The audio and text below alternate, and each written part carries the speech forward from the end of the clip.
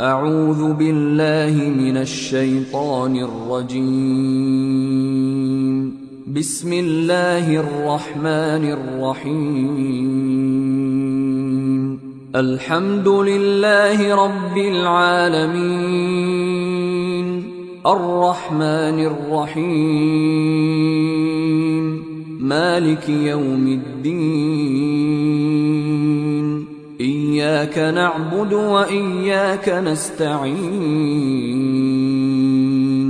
اهدنا الصراط المستقيم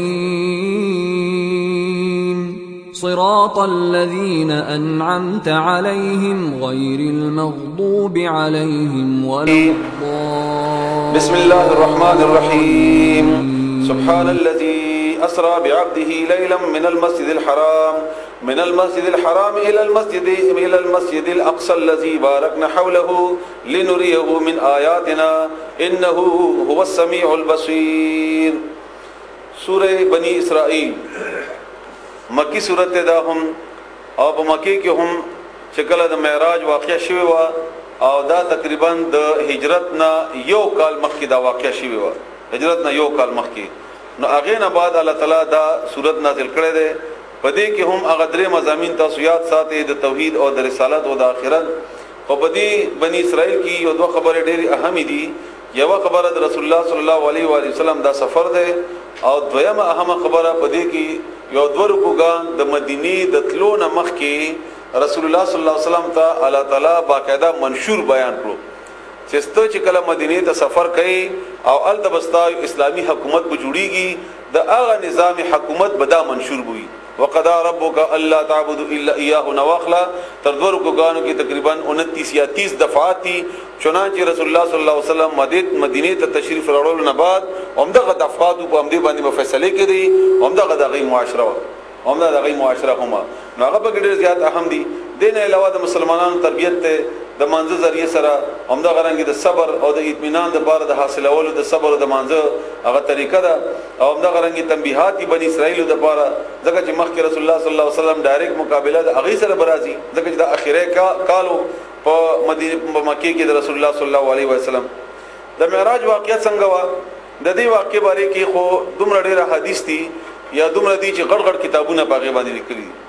وخت وي یا بندز لغواړم چې دا ټول سړي بیان کړی وي او دا غي د جنت کې سي او د جهنم کې سي خدا خو په دې لږ وخت کې نه بیانېږي او نه دا غي ټول تفصيلات بیانېږي. خودمره مختصر تاسو یو څو شیونه د هغه واورئ چې هغه بنیادی طور باندې د سفر په دوه حصو کې تقسیم دي.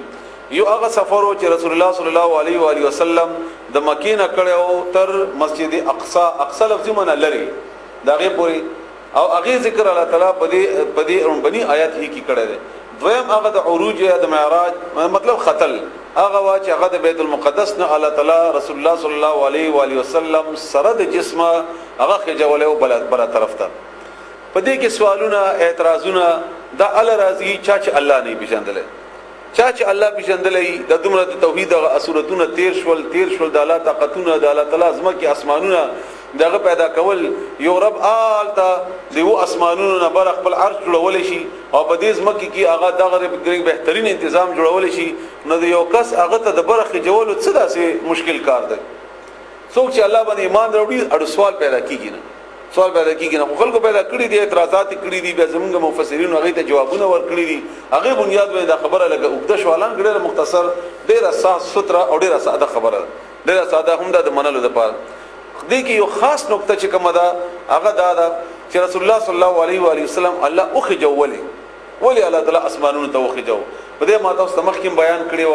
او نور پیغمبرانو سره هم عمده کرانګي د دې مثال مطابق هغه سره واقعات شوي دي. د دې اصل خبره دای چې زه تاسو ته یو د شی بیان کوم ما ایمان دې چې دا رنگ شین دی خو چې څو پوری هغه ما په خپل سترګو لیدلې نه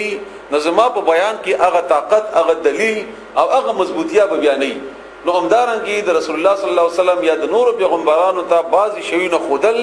دا ضروری و دي لپاره چې د غیب دعوت کې او د غیب دلایلو کې هغه مضبوطیا او پختګی راشي چې د غیب خبرې کې زور پیدا وشي خلک منان کولو لپاره هغه ضروري شي. او دویمه خبره د رسول الله صلی الله علیه وسلم سره د الله تعالی هغه مینه ده چې څنګه مونږ چا سره مینه وي هغه سره خپل نږدې د کور تعلق جوړ شو هم دا غره رسول الله صلی الله علیه وسلم سره هم د الله تعالی هغه تعلق او دا هغه مینه وا او هغه خپل فرمایي چې ما مینه ده ور سره. بیا په دې کې د جنت او د دوزخ په ذکر باندې اعتراضات شوي دي چې جنت خو جوړ شوی نه دی یا دوزخ خوشتنه بیا په اسمانونو کې چرته او دوزخ وغیرہ. نو دا به طور تمثيل الله تعالی بیان کړی دی رسول الله صلی الله علیه وسلم ته. نن سبا د بهترین مثالونه دي لکه موږ چې دا کومه ډرامې وغیرہ ګورو دا په حقیقت کې خو نه وي خدای یو سمپل یا نمونه جوړ کړي. نو الله شان نه د الله طاقت نه دا بعید نه ده. د دې هر کیفیت باندې چې اعتراض کیږي نو تاسو په هغه وخت کې ذهن ته سوال راځي په هغه وخت کې د الله طاقت مخې ته کوي د الله قوت مخې ته کوي بس تاسو به پوهیږئ چې ها دا ممکنه ده الله یې کولی شي. الله تعالی د غنه بعید خبره نه ګرانه خبره نه چې الله جنت جوړ کړی وي الله جهنم جوړ کړی وي رسول الله صلی الله علیه وسلم د خدای د پاره وغیرہ وغیرہ څه چې بده کیسې کې بیان دي څمرا چې بده احادیثو کې د ذکر شوی دی. د دې حدیث مختصره حصہ مختصره د ابو ذر غفاری رضی الله تعالی عنہ نه په بخاری شریف کې چې کومه نقل شوی دا هغه داسې ده. بیا د دې سفر ترمذی کې بیل واقعات دي مسلم کې بخاری کې پنورو کې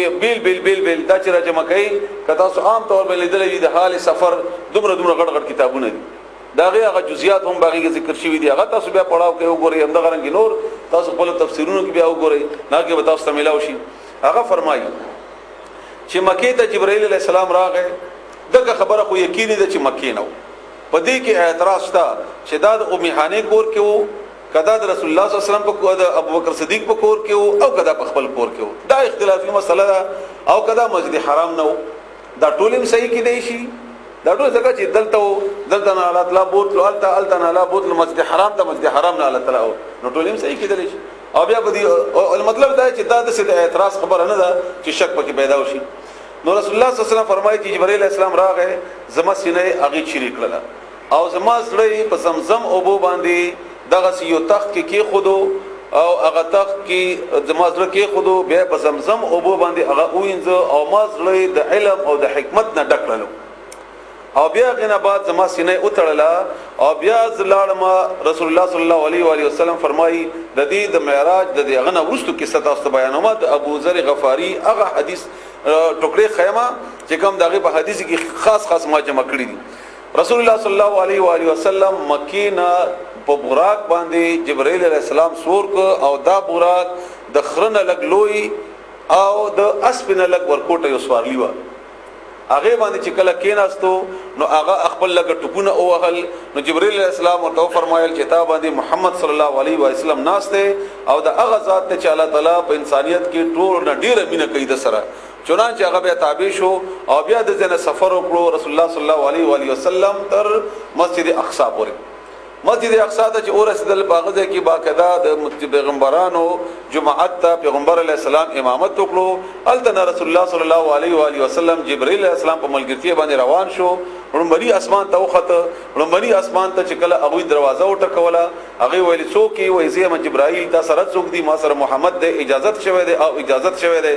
خاص تاسو راتل دی مبارکی ما الته اولیدو آدم علی السلام دوه طرفونو ته خلق ناس تو یو طرف ته چې او قتل او به خندل د بل طرف ته چې او قتل او به جړل ما پښتنه وکړه چې دا څوک ته هغه ما ته ویلې چې خبچیا نیک بچیا په خیر راغلی وای دا آدم علی السلام دی او د خي طرف ته چې وګوري دا بد اولاد کې هغه جنتیان دي خوشاله شي او د چپ طرف ته وګوري دا هغه کافر دي چې جهنميان دي نو دی ور باندې خپشي او دا آدم علی السلام دی.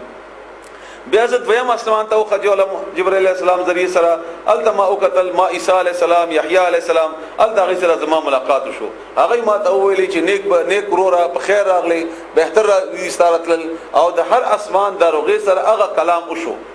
حدیث کولم بچوړه ده کنه څوک د تاسو سره اجازه اغسته ده او څنګه ده وغیرہ او بهترین راتل لیستاسو هغه سره زما ملاقات وشو. دریم اسمان کې یوسف علیہ السلام سره څلورم اسمان کې ادریس علیہ السلام سره پنځم اسمان کې هارون علیہ السلام سره وم شپږم اسمان کې موسی علیہ السلام سره وم اسمان کې ابراهیم علیہ السلام سره او بیا غنه بعد بیا